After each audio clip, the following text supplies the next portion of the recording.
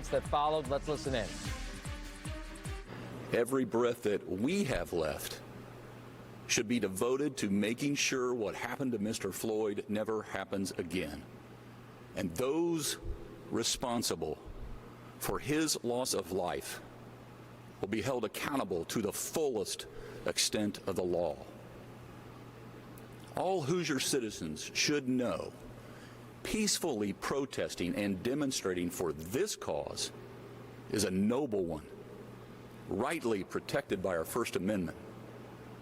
In fact, I hope the peacemakers continue to express themselves and not allow their message to be overwhelmed by the troublemakers seeking to administer pain on the innocent.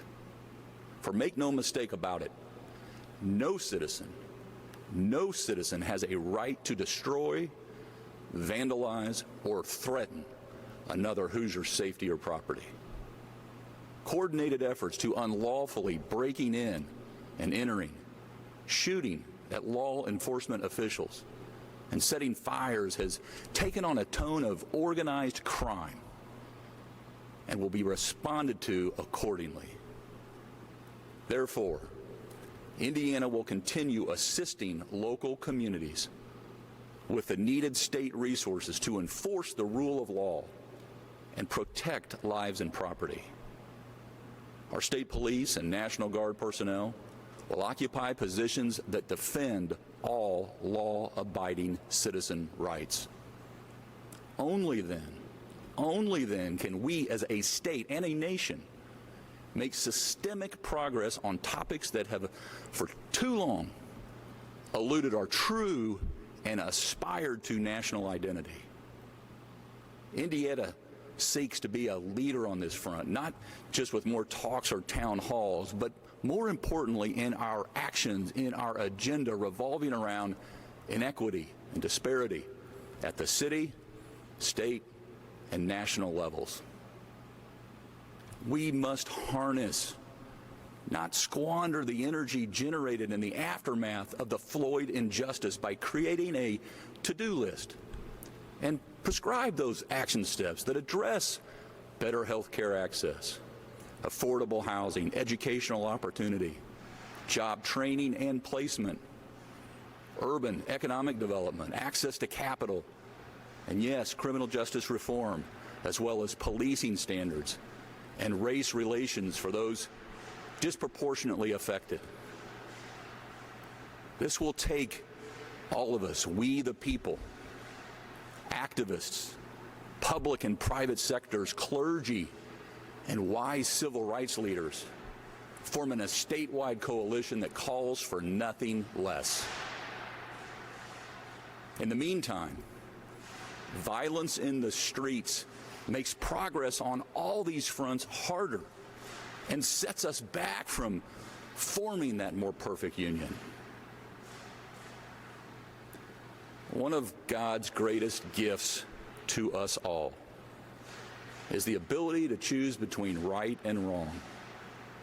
For most, it comes natural. For others, it saddens me that their hearts and minds have hardened, and their anger demonstrates itself through destructive behavior designed to instill fear in the innocent. This cannot and will not be accepted. Indiana, we don't have more time or lives to lose. I implore every Hoosier, whether in the privacy of your own home or at a peaceful demonstration, to use your breath, your will, in efforts that bridge, not divide. Only then will these tense and turbulent times give way to the more optimistic days ahead. And now I'd ask the superintendent of the Indiana State Police, Doug Carter, and Brigadier General Dale Lyles, Adjutant General at the Indiana National Guard, to each give us an update on your areas of responsibility over the last 72 plus hours and our posture going forward, and then we'll all three be available for any questions you might have. Superintendent Carter.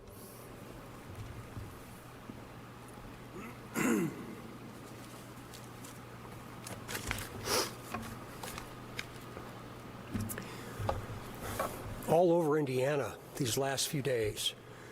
The Indiana State Police has and will continue to deploy any and all assets we have to support local communities throughout our great state.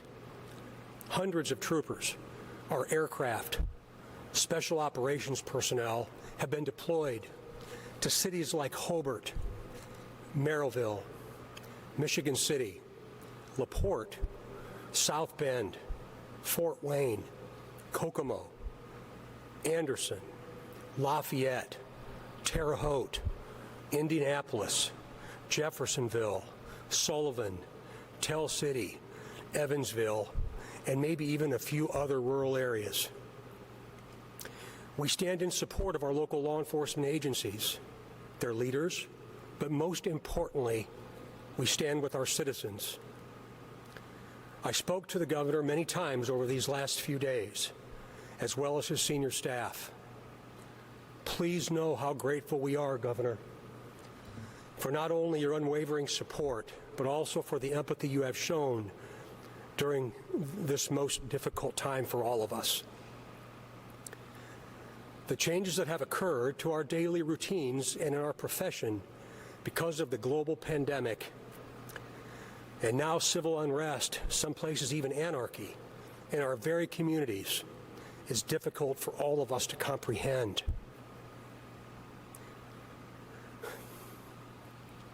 From a very personal perspective, and as I shared with all members of the Indiana State Police last night, I stood outside the east doors of the State House, not too far from where we stand today, and looked east towards Monument Circle late Saturday night and into the early morning hours of Sunday, which frankly is one of my favorite downtown views.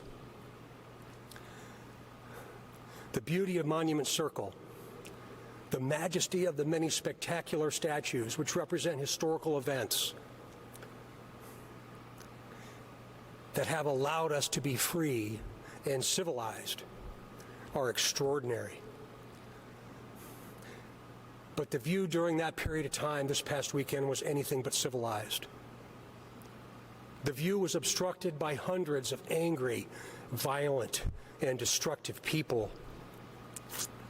I could see fires, taste the smell of tear gas, and the view of broken windows, trash, and debris was simply overwhelming to me.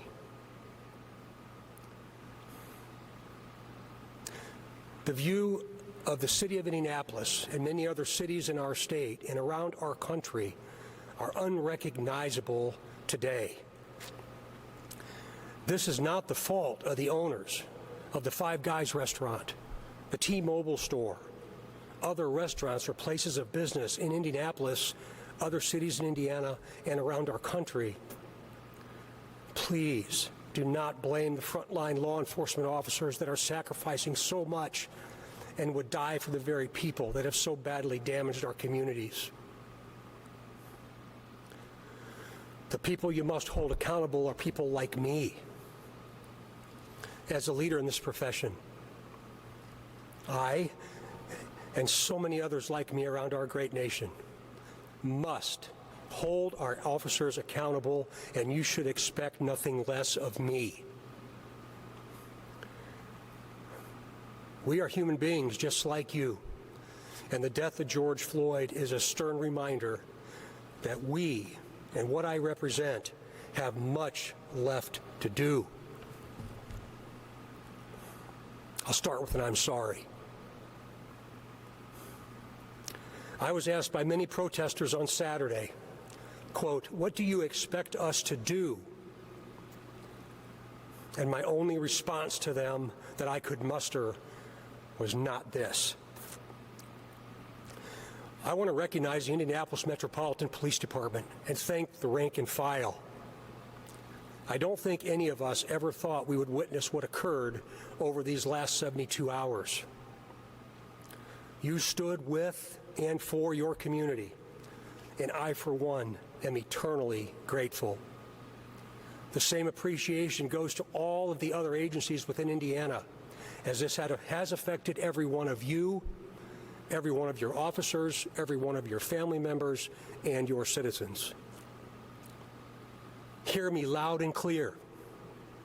I have said many times that law enforcement is not without sin, and we collectively own some of this distrust. But this is not the way to solve complex, real, and historic conflict.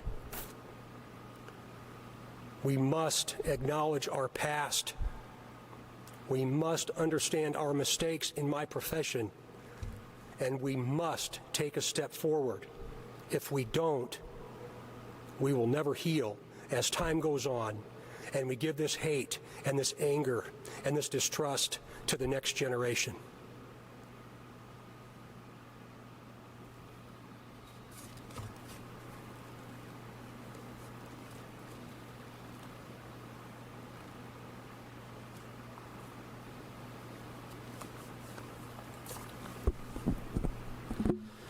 I'm Brigadier General Dale Isles, the Adjutant General for the Indiana National Guard. On Saturday, members of the Indiana National Guard Reactionary Force were alerted and placed in standby to provide civil support to the Indianapolis Metropolitan Police Department, the Indiana State Police, and communities throughout Indiana. The Reactionary Force is an Indiana National Guard unit specifically designated to provide the governor with a rapid capability to respond quickly to events like we saw this weekend. Members assigned to this unit are pre-selected and trained explicitly in operations for defense support to civil authorities. The unit's preparedness and overall readiness is validated through a series of training exercises aimed at ensuring the men and women assigned are ready and capable to perform tasks like the crowd control, traffic control, security to critical infrastructure, and other interagency operations. No request for deployment of the National Guard Reactionary Force emerged on Saturday.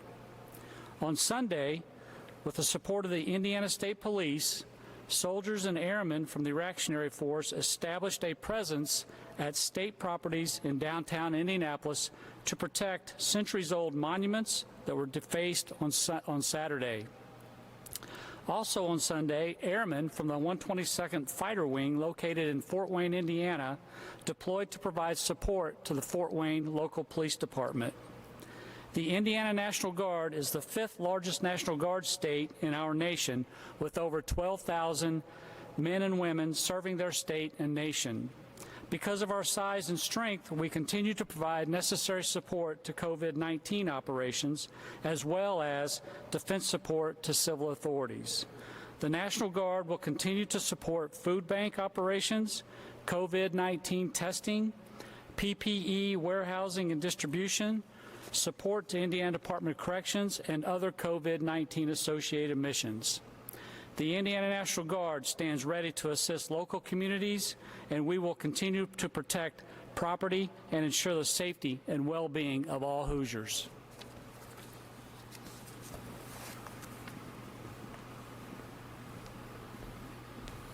And with that, Rachel, we'll take any questions.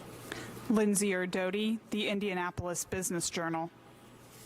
Afternoon, Lindsay. Good afternoon, Governor.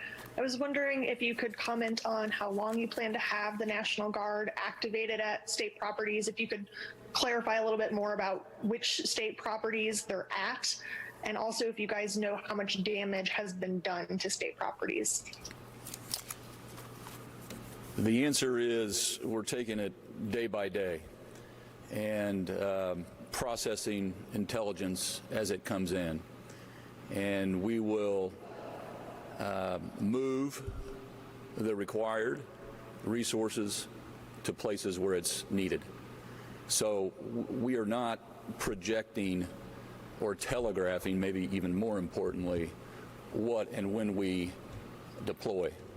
Having said that, we were in 4 distinct locations, state property, on Saturday, and Adjutant General, you might want to talk about the presence at each of those, but they were state properties.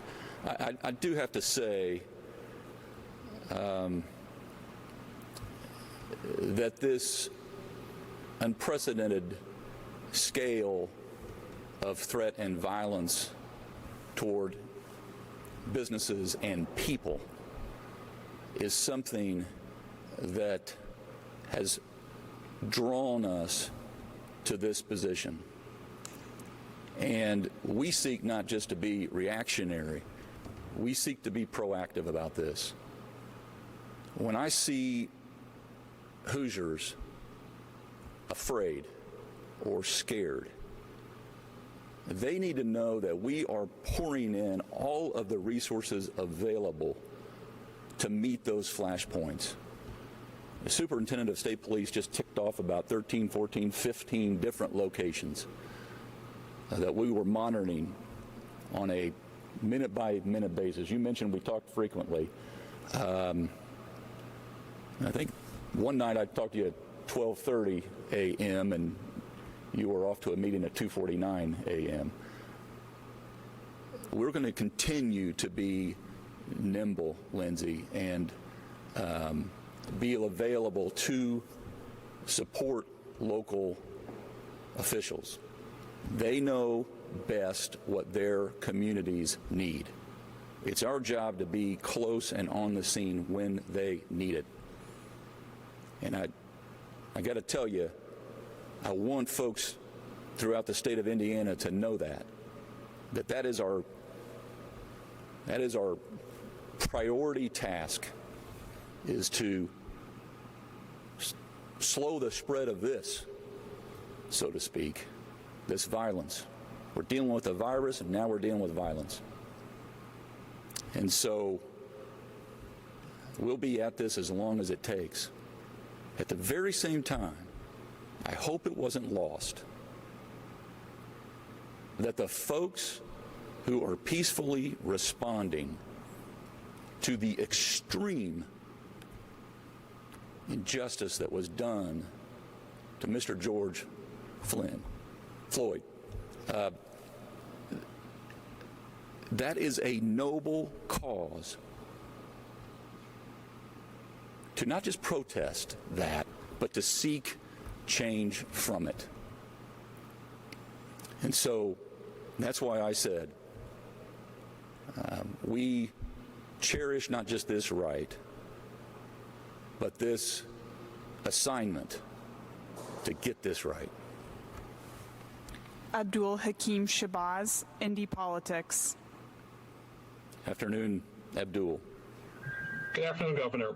Something to try to get a little bit of clarification on. At what point does the state send in the National Guard? Because there was a lot of talk about Saturday night about the National Guard maybe should have been there, or maybe to help out. At what point does the National Guard come in? Do you have to wait for the city to ask her to come in, or can you do it on your own? We don't have to, but we are seeking to work with, like I said, we believe that the mayors, the local elected officials, know best with our intelligence and theirs. We're sharing constantly on when to supply resources, including force. And so the determination was made to be ready, to be on standby, to be close on one day. The next day, when we saw, as I started to allude to, when we saw private and public property being destroyed, we set foot on state property to be close. It's just unconscionable to me that folks would threaten someone else's life and or go to these monuments that were referred to that represent men and women that gave their lives so that people would have that First Amendment right to assemble peacefully, to speak peacefully in an attempt to make progress. And folks who are seeking to destroy that service and their memories are not in this to peacefully protest. And so we will be on the scene, and we will continue to, first and foremost, work with local officials throughout our state, statewide, and arrive at an answer that is in unison We want to work together. We want to complement one another's efforts. And that is how we're going to get through this together to those better days. Rob Burgess, the Wabash Plain Dealer. Afternoon, Rob. Afternoon, Governor. I'd like all three of you to answer the following question if you could. Then I had one for Brigadier General Lyles. During the past few days, there have been several dozen noted instances around the country of clearly credentialed journalists being arrested and outright targeted by police with stun guns, rubber bullets, tear gas, pepper spray, and physical violence. What do you tell those under your command about how to deal with journalists when they give both verbal and visual evidence of their identities? And Brigadier General Lyles, you answered most of my question earlier, but the entire force you have assisting the Second Harvest Food Bank will still be in place despite this deployment? Well, Rob, fortunately, I don't have to tell Superintendent Doug Carter what to do on this front. I am, quite frankly, amazed, not surprised because I've been around it for a while now, but I am amazed every single time I see these women and men put this uniform on and the restraint that they exhibit in walking toward danger in an effort to defuse it. There are folks who are militant about creating chaos, about using George Floyd's memory and legacy, quite frankly, for their own motivation. And we send in folks who take an oath to defend us and to defend our property. And so in regards to journalists who are out to capture these unprecedented and historic moments of the Fourth Estate, not only do they have the same right, but they should be afforded the same protection. And with that, Superintendent Carter, I'll let you respond. Speak for yourself. Well, Rob, first of all, I think one of the issues associated with the imbalance that we're currently facing is that we try and attach different scenarios to different parts of the country and different events. I learned a long time ago I'm not going to criticize a group, an event, a situation, or a response if I'm not actually there to see it, at least on a very small level. We must understand that emotions are high. We did not experience any of those kinds of things that you just described, and I was very aware of them as they occurred, specifically up in the Minneapolis area. It didn't happen here in Indianapolis, and we tried very, very hard to give people that wanted to hurt us very badly, 100 yards from here, the ability to do what they were doing, to spit and cuss and throw rocks at us. For African-American Indiana State Troopers to stand there and be ridiculed because of the uniform that they wore. This is personal. It's very obvious to me it's personal to our governor. And I can assure you, Rob, it's personal to me. I said just a few minutes ago, we are not without sin, and I mean every single word of that. And I wish I had a lot of redos in my professional and personal life, and I bet you do too. What we have to do is learn from our mistakes and move on. We can't continue to live in that period.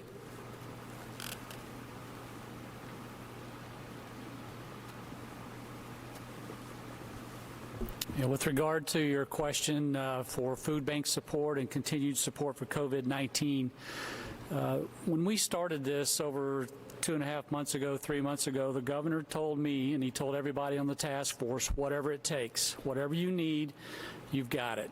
And every day that we've been fighting this battle, we've had that pleasure and that resource. And in light of the fact that we have the 5th largest National Guard state in the United States, we have over 12,500 airmen and soldiers, we are fully capable of conducting the COVID-19 risk mitigation strategy as well as protecting the lives, the safety, and the property of all Hoosiers during this time of turmoil. Chris Sikich, the Indianapolis Star. Hello, Chris. Hello, Governor. I heard there was a conference call with President Trump today where he told you guys to dominate the protesters. What did you think about that call? Well, it was bumping up until my time that I had to be here. and I wanted to go over my comments, but I think that what the President shared, what the Attorney General Barr shared, what the Secretary of Defense shared on that call, Secretary Esper, was don't get caught watching the paint dry, so to speak, here in Indiana. Don't just be in a reactionary mode. That we have seen this movie before throughout our history. And so we need to make sure that we are properly staged and positioned to meet this moment. They are tracking, as are we, a very organized effort. It's domestic terrorism in the extreme across the country. And no state, no community is immune. When the sun goes down, it's been said, bad things happen. And we're seeing that. We're seeing peaceful protests that start out, as I mentioned, with a noble cause in mind, those seeking to right wrongs of the past, to get us on a better path. We welcome that. We want to be part of that. We want to build that into our agenda going forward. And we can do this. But we are seeing those peaceful demonstrations get hijacked by those who have only one goal in mind, and that is to create chaos and destruction in their path. And they will move on, town to town, city to city, state to state. And we have to be ready, and we are. Nikki Kelly, the Fort Wayne Journal-Gazette. Good afternoon, Nikki.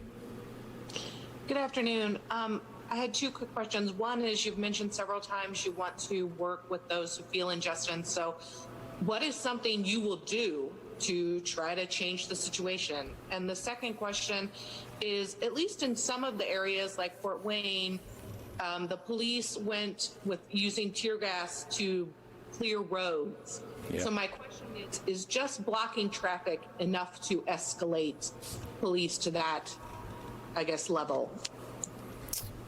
Well, first, Nikki, and I think that that is the most important thing to come from this, not just empathizing with folks who have been treated unjustly or sympathizing from a perspective of with family members, but what comes from it.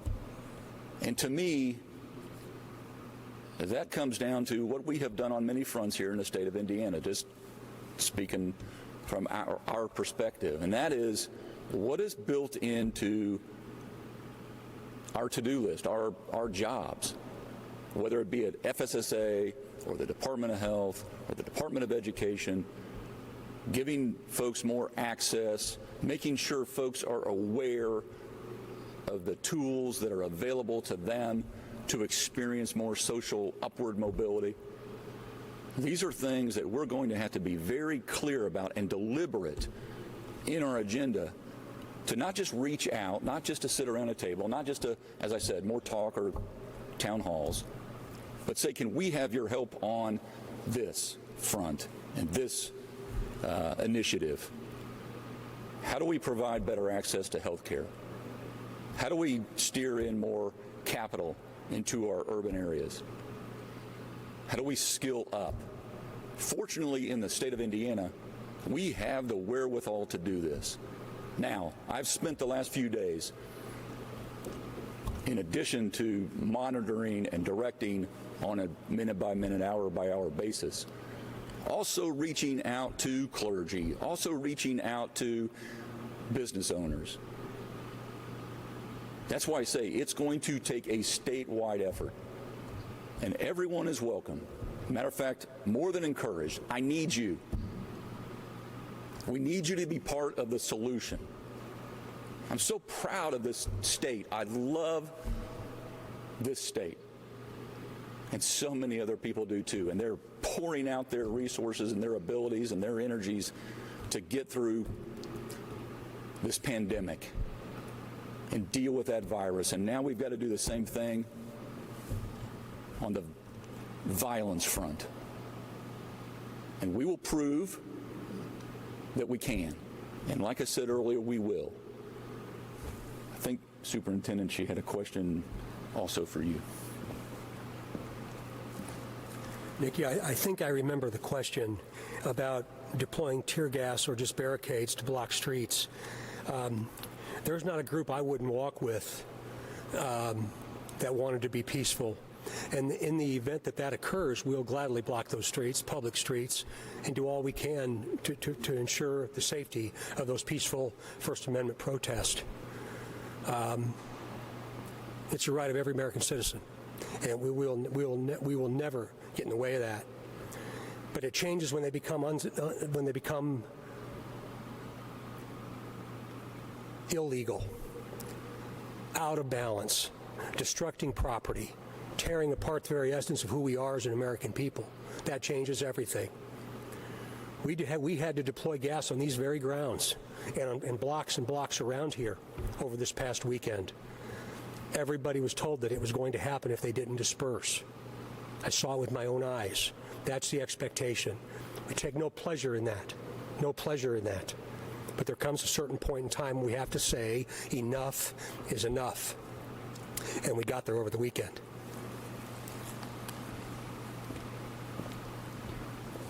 Russ McQuaid, WXIN. Good afternoon, Russ. And a good afternoon, Governor. Can you take us back to Friday night and walk us through with a timetable? When did you start having conversations with Indianapolis Mayor Joe Hogsett? What type of assistance was either offered or requested, in what timetable and proportionality? And when were you then able to work with the Brigadier General and the Superintendent and get those assets in place? Well, from the very beginning, and not just, I know I'll address your specific question about the capital city, Indianapolis, where so much violence did occur and destruction did occur. But from the very outset, way before it spun out of control, our senior team, my chief of staff, Superintendent of State Police Doug Carter, with the IMPD chief and his senior staff, were hand in glove here in Indianapolis. But I don't want that lost, that minute by minute unfolding, and now here we are Monday. I don't want it lost that in addition to those coordinated efforts, we were doing the same throughout the state, city by city. One of the advantages of the Indiana State Police is and the Indiana National Guard for that matter, these are folks who live in communities throughout the whole state of Indiana. These are folks in the Guard, for example, that have other jobs in addition to what they're being called up to do. And so we not only know the terrain, but we know the leadership in all of these communities statewide. And so it started, our communication and our coordination started before the protests were even assembled, because obviously we were monitoring communication and receiving intelligence about what could happen. So we were prepared, and that's why where we were Friday, and that's where we arrived on Saturday and Sunday as well. Fully support the steps that not only this mayor, but other mayors around the state of Indiana have taken. In terms of the curfew here in Marion County, in Indianapolis, I think that was very helpful. And we'll continue to try to complement those efforts. Whitney Downard, CNHI. Good afternoon, Whitney. Good afternoon, Governor. My question is, what's your message to Black Hoosiers who see a state legislature that can't even pass pregnancy accommodation bills or tries to pass punitive criminal justice or landlord-tenant bills that would disproportionately affect Black Hoosiers, see these bills and say the legislature's not reflecting our interests? Why should we trust you to do it now? What would be your message to those Hoosiers? why should we trust you to? Well, we have achieved a lot. This legislature has achieved a lot.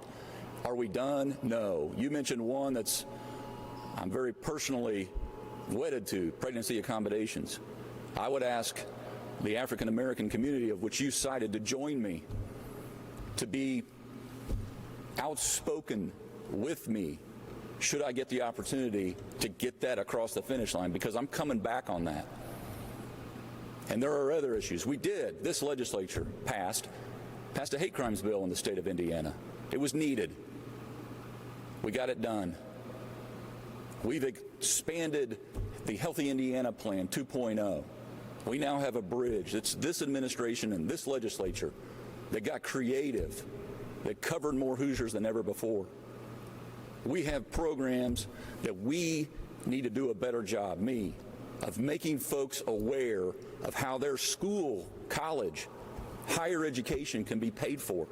We're one of the most generous states in the country in terms of providing that academic assistance, post-secondary education. And the list just goes, next level jobs.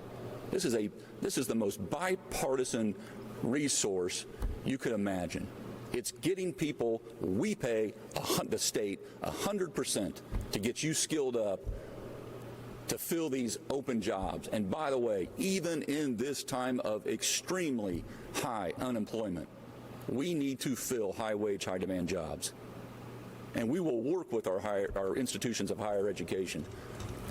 We have to do a better job, the legislature, everyone, regardless of your race, of making communities aware of the resources that are there. But to your point, is there more work to be done? Heck, yes. Adam Wren, Indianapolis Monthly. Good afternoon, Adam. Good afternoon, Governor. Do you think that the president's tweets over the weekend and his rhetoric has made your job easier or more difficult, given how he's talked about reporters and also, tweeting out that when the looting starts, the shooting starts? I've been so focused, Adam, on my job that, to be honest with you, it's not made my job tougher. It might make others. Folks may receive those tweets differently, but quite frankly, I've been on the phone with Superintendent Doug Carter or the Adjutant General or Director Steve Cox with Homeland Security or my senior team here in this administration. So to be just blunt and brutally honest, I'm focused on here. So no, it's not. Bob, WTHR. Good afternoon. Hi, Governor. Wanted to follow up on your comment about Indiana seeking to be a leader to address inequity and disparity. You also mentioned, that more talk and meetings isn't necessarily what's needed right now. In light of this weekend's protests, Indiana faith leaders called for city and state leaders to reform law enforcement policies and to implement additional training to reduce cases of police violence and racial injustice.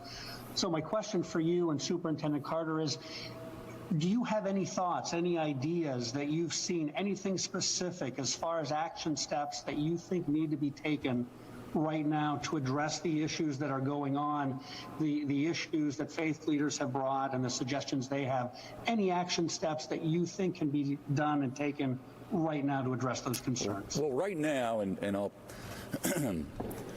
pass the podium to the superintendent here in a second, but right now, and the faith leaders that I have spoken with on a daily basis, I might add, share our same goal, and that is to stop the violence, stop the civil disorder, and stop the unrest so we can have this conversation, so that we can be informed, so that we can write out that to-do list, so where we can find common ground to move forward. And I ended my remarks with more optimistic days are ahead, because if it was silence, if people were in their corners, if people weren't coming together, if people weren't trying to live up to who we want to be, I might be a little bit more pessimistic. But the first and only focus that we need to have right now is to get to a place of calm, of civility. That is the foundation of this all. And are we satisfied with where we are right now? No. Do they have our attention? Yes. They had my attention for a long time.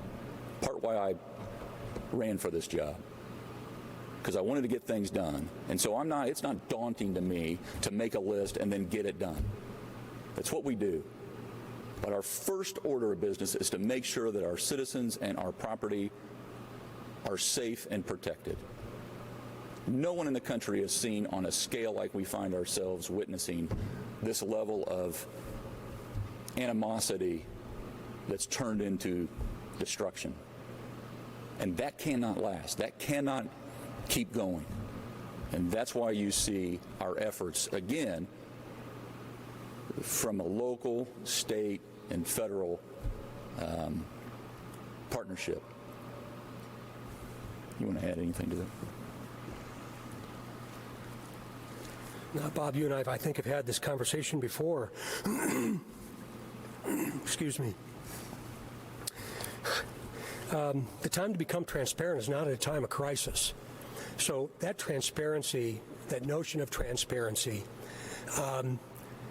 has got to be a part of who we are. And not just the Indiana State Police, but I'm talking to law enforcement leaders all around the state and even around our country.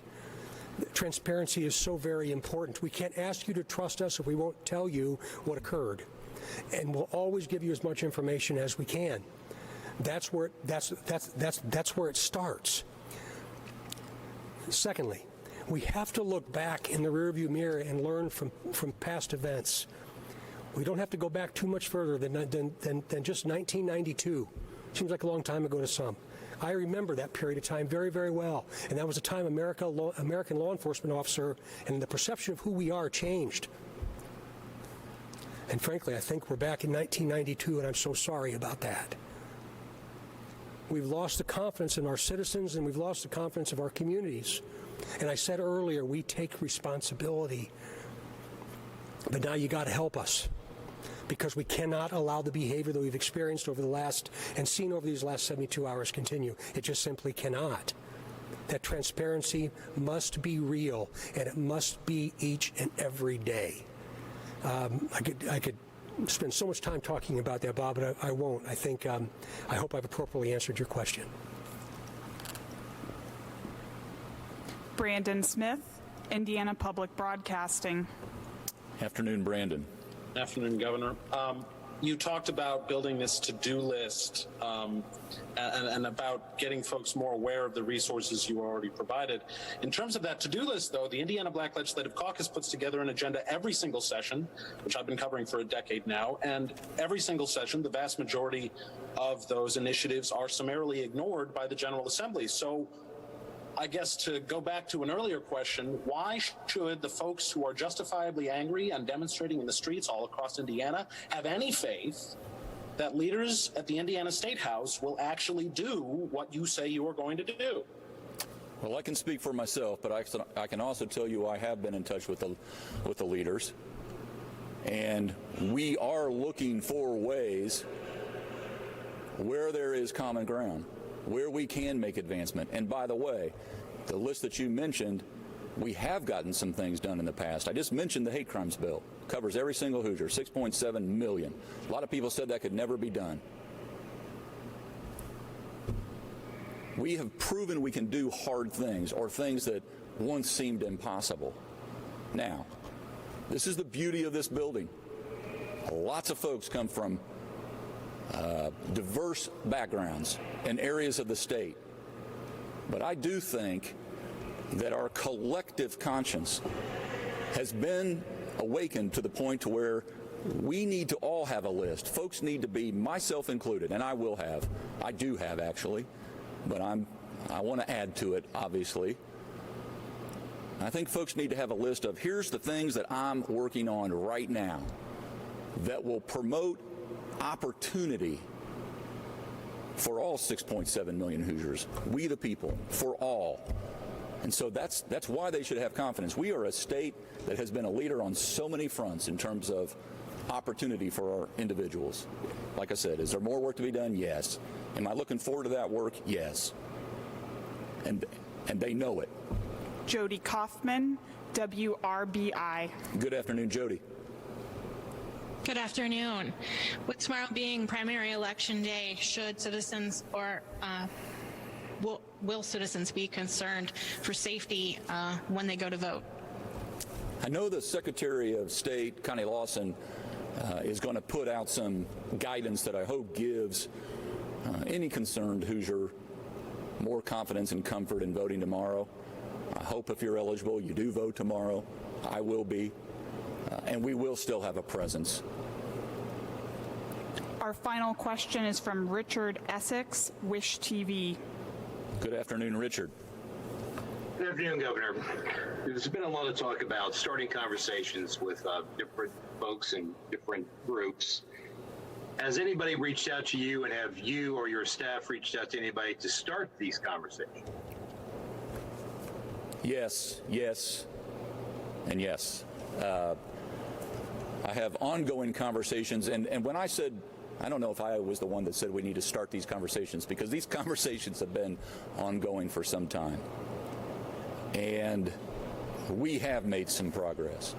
But we recognize, as has been said by many, we didn't come this far only to come this far. And we will continue to build out our agenda. Should I have an opportunity to help realize that agenda, and we will lead on it. But these conversations did just start this past weekend. These conversations and these relationships are in place for us to make progress. Now, what I think will happen, because of recent conversations, we'll be able to build on this because of these events, because of what is front and center on our minds. We're looking at two crises, the virus and the violence. So what comes from it? What, as the superintendent said, he referred to 1992. I've been talking to a lot of people who have been referring to 1963 and 1968 or 1865. What comes from our actions today when we summons the will to do things that might have been uncomfortable in the past? We'll provide the leadership to accomplish what is needed to give people that confidence that we're willing to take these steps. But I'm telling you, this country was founded on we the people, and we need your help. That concludes today's briefing. Thank you for joining. All right, you've been listening to Governor Eric Holcomb addressing the weekend protests and said the National Guard will continue to protect state properties if needed. Meanwhile, Marion County issuing another curfew for tonight that begins at 8 o'clock this evening and ends at 4 a.m. on Tuesday. Marion County Prosecutor Ryan Mears says that he will not file charges against non-violent protesters who were arrested over the weekend. We'll have much more on all of this coming up tonight at 5 and 6. The All Indiana team will be back with you.